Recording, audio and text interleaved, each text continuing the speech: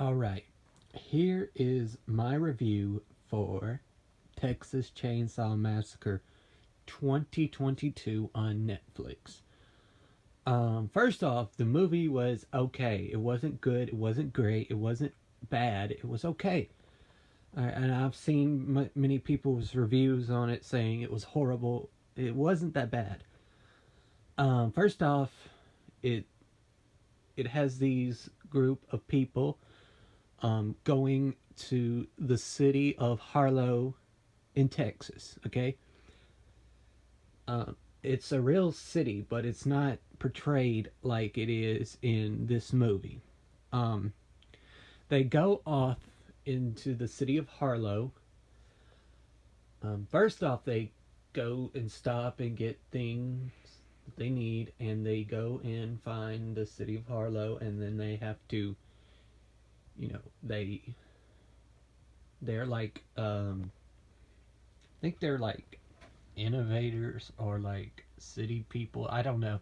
I don't know what they are, but you would let me know in the comments. Anyway, they get whatever they need. They meet this person that they met at a gas station that they really didn't like, and they're like people that believe in gun control and all that. I'm not gonna get into it. I'm not getting into politics or whatever on this channel. But anyway, they are like this. We have these four characters. We have Dante, his girlfriend. I don't know what her name is. They just refer to her as Dante's partner. Melody and Lila. Lila is a person that survived a school shooting. That's why she's all about gun control. Anywho, we meet these four characters and we meet Richter. His name is Richter, and he is like their general contractor or whatever. And they go to this orphanage which has the Confederate flag waving in the wind. They have to take it down because they're meeting with these people who have interest in the city. And I'm not going to get into all that, but yeah, they meet this lady who run the orphanage there, and she still lived there. And she says she still owned the building, which we come to find out later that it is true. She still owned the building. And guess who else is there? Yes, Leatherface. Anyway, the lady ends up having a heart attack when they try to make her leave the building, leave the orphanage. She does, and she ends up having a heart attack and dying in the ambulance. Leatherface is there with her when she dies, and he ends up breaking one of the police officers' arms, snaps it in half, and stabs the police officer in the neck with his own bone of his wrist. He breaks his wrist and he stabs him in the neck with the bone of his own wrist. Fast forward, we see Dante's partner see this happening and chops off the face of a person. We don't know if it's the cop or it's the lady. We see him chopping off the face, and he ends up killing everyone in the ambulance. And he does just that. He kills Dante's partner with a knife that he somehow got. I don't know how he got the knife, but he ends up killing her with it. Anyway, he goes back to Harlow, and that's when, well, first off, Dante's partner is talking to the intercoms about needing help, and that's when we meet Sally Hardesty. She gets the call when she was degutting a pig. Sorry about that. And she's degutting a pig, and she gets the call, and she leaves immediately, which looks like she had moved into the old house of the first Texas Chainsaw Massacre. And she leaves immediately and she heads down to the scene of the crime. Which, by the way, at the time of this movie, she becomes a Texas Ranger. Um, Now, fast forward back down, Dante and Melody are searching for a patent which they need to give to Richter in order to get the keys to leave the house, to leave the Harlow. Because they were found out that the lady had died and they need to leave. So they go into the house and they need to find the patent to the building, the orphanage, and Melody finds it upstairs in a lockbox. While this is happening, Dante is searching downstairs and he hears sounds and then proceeds to get killed by Leatherface. Melody hears this and she sees that Leatherface is going to cut off Dante's face. But interrupts him and he goes search for Melody upstairs. Melody then proceeds to hide in a closet, and then Leatherface he didn't find Melody, but he looks in the closet for a dress. He proceeds to cry and sniff the dress, and then he puts on makeup. He didn't finish, but he proceeds to put on makeup. And then Dante wakes up. He's not dead yet, but his jaw is hanging off his face. He goes down the street, and then the woman, a black woman, I think she's like a attorney or something like that. I can't remember. I don't know her character's name. I don't think she has a name. But anyway, she discovers Dante, and Richter also discovers Dante. And then he falls on the ground and he dies. And he tells the woman to go into the bus, call the police, and keep the door shut. She then goes onto the bus and calls the police. Meanwhile, everyone is on the bus. Lila is there, and she then proceeds to ask what's going on. She doesn't know what's going on, and then she goes out there and outside of the bus to find Melody. I'm gonna call her Mel from now on because that's what her nickname is, Mel. She goes to look for Mel. Mel is Richter then goes into the house to find out what's going on. He then goes inside the house. Leatherface hears him. He knows he's in there. He hides behind the door. Mel then proceeds to show Richter behind a mirror with a mirror using her foot. She gets out and she hears Leatherface coming back. She hides under the bed. She shows Richter where he is using her foot and moving a mirror. Leatherface then proceeds to attack Richter. Richter fights back a good bit, but then Leatherface notices a piece of glass hanging out of the window. He stabs Rick. He pushes Richter into the glass with it.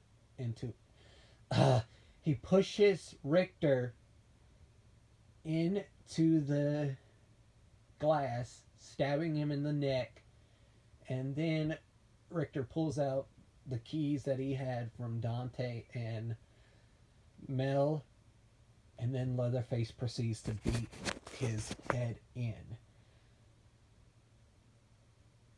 Mel finally realizes that Leatherface is out, but then notices Lila is out of the bus.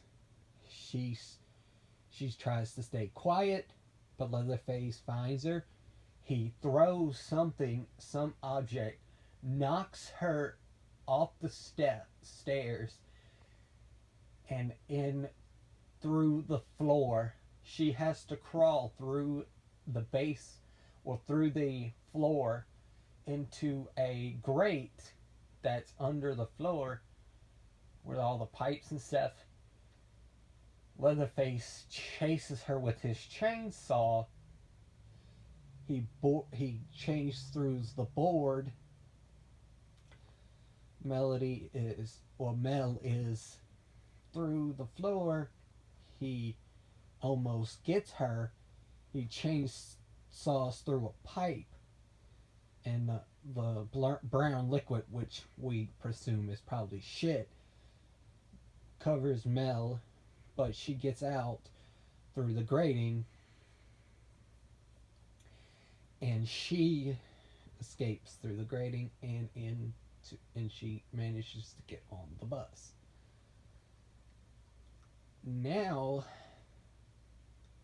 here comes my favorite part. The bus driver tries to drive away, but however, Leatherface stops the bus.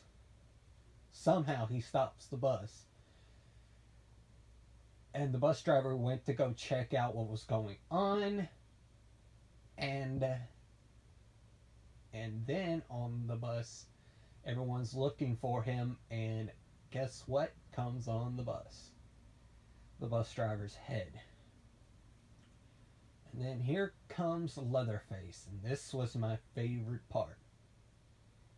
Everyone pulls out their phones to start recording and taking pictures of Leatherface, putting it on Instagram Live, everything like that. Then this guy proceeds to say, "You do anything, you're going to get canceled, bro." Leatherface proceeds to kill someone right in front of the cameras. And then all of a sudden the slaughter happens. He proceeds to kill every single person on that bus. He kills them by chopping them, throwing legs and limbs everywhere. He pushes one guy into a girl, killing them both. He chops one guy into a quarter way. He proceeds to kill every single person on that bus. Even the black woman, she tries to leave through the window. He chops her in half. That was the last person to die on that bus. She was cut in half, and the last thing you see of her is her intestines falling out of the window. It was so great. I'm telling you, the kills in this movie were great. It was just the story that was kind of meh. Anyway, proceeding on to the proceeding on through the movie. Where am I? Oh yeah. After the bus, the two sisters, Lila and Mel, they trap themselves in the bathroom. They see an opening through the window of the top of the bus, on the top of the bus through the bathroom. They try to escape. Lila escapes first. Leatherface breaks down the door with his chainsaw, or breaks parts of it with his chainsaw. Then, he tries to reach into the door with his hand. Mel notices she still has that corkscrew she bought, or Lila had, but gave to Mel, a corkscrew that has a chainsaw on it. Ironic, right? And she stabs him in the arm with the corkscrew. And then she manages to escape. They both escape, And then here comes Sally Hardesty to the rescue, pulls up. Um, she she locks Mel and Lila in the back seat of her truck or van or whatever vehicle she was driving. She then gets out and she tells Mel and Lila that he won't stop until he kills them. He wants only them, I believe is what she says, and he won't stop until he kills them. But and then she proceeds to get out, and she find goes to find him. She goes back into the orphanage, which I thought he was in the bus last time, but somehow he managed to get into the orphanage. Anyway, this is beginning to be the last part of the movie, so this won't be too long. Anyway, she then proceeds to go into the orphanage. She speaks to him. She says, um, those were Kurt, uh, Franklin, Jenny, and I forgot the last name. It's been so long since I've seen the first Texas Chainsaw Massacre. I'm sorry, but anyway, she says, "Do you remember them? Do you remember me?" And he gets up, and then he proceeds to go outside towards the girls in the back because he heard goes to the car because he heard the girl screaming. He goes towards them and he busts out the back glass, and then he proceeds to grab Lila, and Sally shoots him, and she's like, "Oh, do you remember me now?" And then I forgot what happened next, but she shoots him again. She shoots him again, and then he proceeds to chainsaw her. They proceed to fight, and he ends up, and they proceed to lock up, and he chainsaws her through the stomach. He lifts her up, and he throws her. Well, no, Sally gave the keys to Mel before that happened, and then he proceeds to chainsaw Sally through the stomach and lifts her up and throws her. And then Mel tries to run him over, but she runs him over, but she then runs into Richter's garage in the shop and then impales her leg with a rod.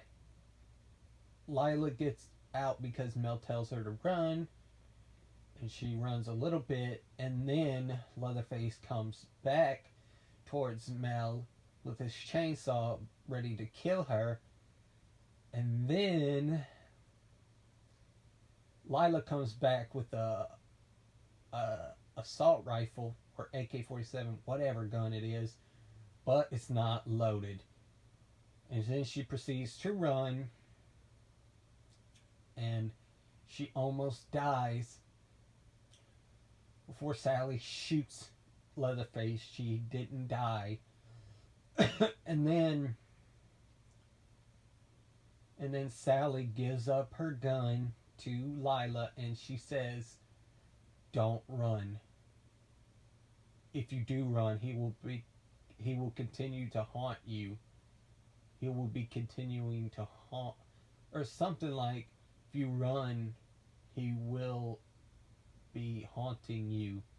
Something he will continue to be haunting you, or something like that. And then he and she then proceeds to die. She grabs a shotgun and she goes into this like theater.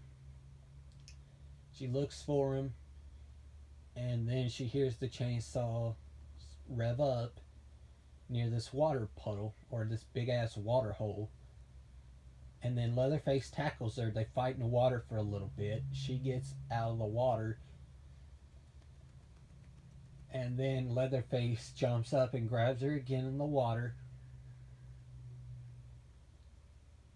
Again in the water. She gets out of the water. He then grabs her leg. And then she gets out of the water. Something like that. And then he grabs the chainsaw, throws the chainsaw at her leg. And then she has a recollection of her almost dying, and then and she was ready to die. Then Mel was on his back, fighting, and fighting. And then he throws Mel off his shoulder, and she has the shotgun. She shoots him a couple times, shoots him toward the edge of the puddle or the water hole. And he doesn't die, and then Mel comes in with his chainsaw and slices him up toward the head or toward the neck area, slices him up the neck, and he falls into the puddle and then dies. And then he dies, and then they proceed to leave in Tesla. And then all of a sudden, Leatherface grabs Mel. Lila's up on the sunroof. And then Leatherface chops Mel's head off. And the movie ends. The movie was okay.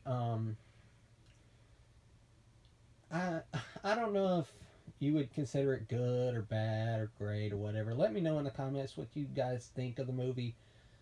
This is the review of the Texas Chainsaw Massacre. I keep fucking up. I'm sorry. The Texas Chainsaw Massacre 2020 on Netflix. You guys can check it out if you want to. It's on Netflix. If you don't have Netflix, I'm sorry. But yeah. Everything. I love you guys. I'll see you in the next video. Deuces, bitches, I'm out.